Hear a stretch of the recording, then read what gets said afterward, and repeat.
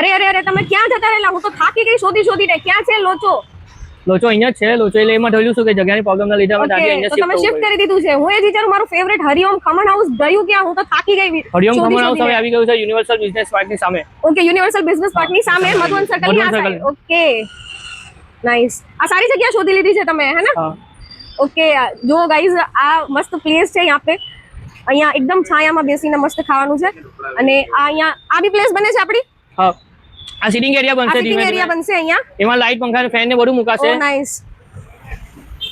અહીંયા લાઈટ પંખા ફેન બધું મુકાશે. આ બધું હજુ વર્ક ઇન પ્રોગ્રેસ છે અહીંયા. તો શું શું છે આપણી પાસે મને બતાવો ને જરા. શું મારી પાસે તમને ખમણ મળી જશે. આ વાટીદાળના ખમણ છે વઘારેલા. ઓકે. પછી મારી પાસે ખમણી મળી જશે. ખમણી છે. ખમણી બને છે. ખમણી તમને મળી જશે. ઓકે. પછી ઈદડા છે. વ્હાઈટ ઈદડા. ગાઈઝ લુક સો ટેમ્પટિંગ. હા. પછી બગા ઢોકળા કાતો. સમોસા. ફરીથી સ્ટાર્ટ કરો. આ શું છે? સમોસા છે. જો આ સમોસા છે, ચીઝ વાળા છે. પછી આ એક દાળ વાળા છે. ઓકે, આમાં બે વેરાયટી છે, દાળ વાળા અને ચીઝ વાળા. પછી આ તમને ઢોકળા મળી જશે. ઓકે, આ ઢોકળા, યલો ઢોકળા. યલો ઢોકળા મકાઈના. ઓ હા, આ પેલા કોર્ન વાળા ઢોકળા તમને મળી જશે. Nice nice nice. પાટુડી, આ પાટુડી છે જેને ખાંડવી પણ કહેવાય છે. Okay nice.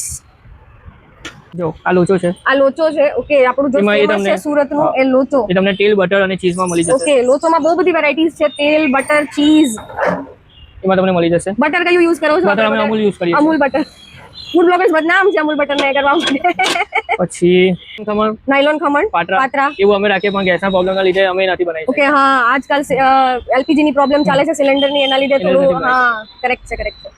સરસ. જો આ સાદા ખમણ.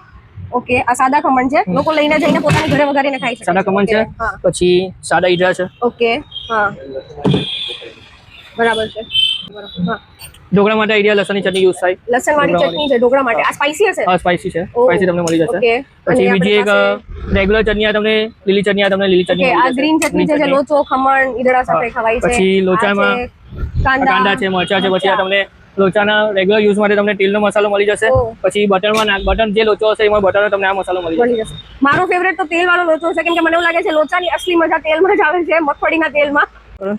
ઓકે, આપણો બને છે ઓઇલ લોચો.